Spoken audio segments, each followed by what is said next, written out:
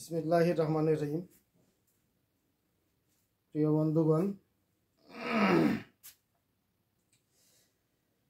আজকে একটি নতুন বিষয় নিয়ে কিছু কথা বলতে চাই। সেইটি হলো, আমাদের সমাজে একটি কথা আছে যে অমুকে কোনোদিন বিড়ি সিগারেট খায় না, তাহলে অমুকের ক্যান্সার হলো কেন?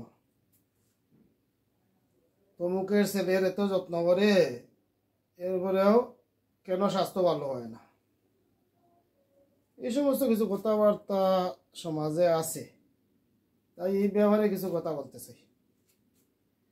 তো প্রিয় বন্ধুগণ, আমাদের শরীরে একটি একটি পাওয়ার আছে, যেটিকে বলা হয় ইমিউনিটি পাওয়ার। এনিম্যান সেটাকে বলেছেন ভাইটাল ফোর্স। এই ইমিউনিটি পাওয়ার যদি দুর্বল হয়, এই দুর্বলের পিছনে থাকতে পারে বংশগত কারণ অথবা সৌপার্জিত কারণ। বংশগত কারণ মনে করেন মা অথবা বাবা অথবা আরো পূর্বপুরুষের যক্ষ্মা, টিবি, শ্বাসকষ্ট, ক্যান্সার, অ্যালার্জি এই জাতীয় কারণ থাকলে এই জাতীয় কারণে বাচ্চার ইমিউনিটি পাওয়ার দুর্বল হতে পারে। সৌপার্জিত কারণের মাঝে ধরা যায় আননেসেসারি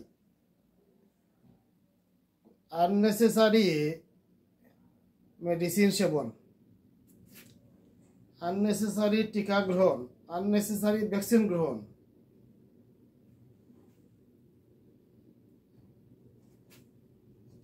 অথবা অস্বাভাবিক চালচলন। এই সমস্ত কারণে ইমিউনিটি পাওয়ার দুর্বল হতে পারে। যদি কারো ইমিউনিটি পাওয়ার দুর্বল হয়ে যায়, তাহলে আমরা যখন বাহির থেকে কোনো অ্যালার্জিন দ্রব্য রিসিভ করি, সেটা হয় খাওয়ার মাধ্যমে অথবা শ্বাস প্রশ্বাসের মাধ্যমে। যখন কোনো অ্যালার্জিন দ্রব্য বলতে আমি যেটা বুঝাইতে চাচ্ছি, মনে করেন গরুর মাংস, হাঁসের মাংস, ইলিশ মাছ, ইসা মাছ, চিংড়ি মাছ, অথবা দুলাবালু, কুকুর বিড়ালের লুম, ফুলের রেণু ইত্যাদি ইত্যাদি দ্রব্যগুলো হলো অ্যালার্জিন দ্রব্য। অ্যালার্জিন কোনো দ্রব্য যখন আমরা রিসিভ করি, তখন আমাদের ইমিউনিটি পাওয়ার এই অ্যালার্জিন দ্রব্যের সাথে একটা যুদ্ধ বাজায়। সেই যুদ্ধে যদি ইমিউনিটি পাওয়ার সবল হয়, তাহলে অ্যালার্জিন প্রোডাক্টকে পরাজিত করবে এবং মানুষ সুস্থ থাকবে। যদি সেই যুদ্ধে ইমিউনিটি পাওয়ার দুর্বল হয়ে যায়, তাহলে অ্যালার্জিন প্রোডাক্টটা সবল হয়ে যাবে এবং এটা থেকে আমাদের শরীরে নানান ধরনের রোগ সৃষ্টি হবে। সেই রোগ কি? সেইটি হতে পারে আমবাত, যাকে ইংরেজিতে বলা হয় আর্টিকেরিয়া, হিন্দিতে বলা হয় জুলভিত্ত রোগ। জুলভিত্ত রোগ, আমবাত, শীতভিত্ত, আর্টিকেরিয়া একই রোগ, যাই বলেন না কেন, সেটি হতে পারে। অথবা হতে পারে আপনার পেটে ব্যথা, গ্যাস্ট্রিক জনিত প্রবলেম, অথবা হতে পারে মাথায় ব্যথা, অথবা হতে পারে জ্বর, গায়ে ব্যথা।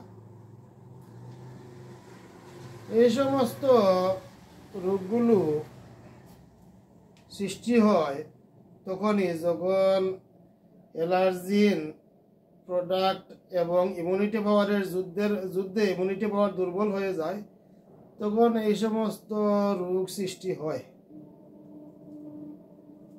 এই রোগগুলি হওয়ার পরে যদি এইগুলাকে সদৃশ বিধান মতে, হোমিওপ্যাথিক মতে চিকিৎসা করা হয়, তাহলে একসাথে দুইটি কাজ হয়। একটি হলো ইমিউনিটি পাওয়ার সবল হবে এবং বর্তমান রোগটি কমবে। বর্তমান রোগটি কমার সাথে সাথে ইমিউনিটি পাওয়ার সবল হবে। ইমিউনিটি পাওয়ার সবল হলে পরবর্তীতে অ্যালার্জিন প্রোডাক্ট যুদ্ধে পরাজিত হবে এবং আর জটিল রোগ দেখা দিবে না। যদি তখন সদৃশ বিধান মতে চিকিৎসা না করে বিসদৃশ বিধান মতে তখনকার অ্যালার্জিন প্রোডাক্টগুলোকে চাপানো হয়, তখন এইগুলা চাপানোর সাথে সাথে আপনার ইমিউনিটি পাওয়ার আরও একটু দুর্বল হয়ে যাবে। এইভাবে বারবার ইমিউনিটি পাওয়ার এবং অ্যালার্জিন প্রোডাক্টের যুদ্ধের মাধ্যমে যে রোগ সৃষ্টি হবে সেইটাকে বারবার বিসদৃশ্য বিধান মতে এইভাবে চাপানো হলে ক্রমান্বয়ে ইমিউনিটি পাওয়ার একদম দুর্বল হয়ে যায়।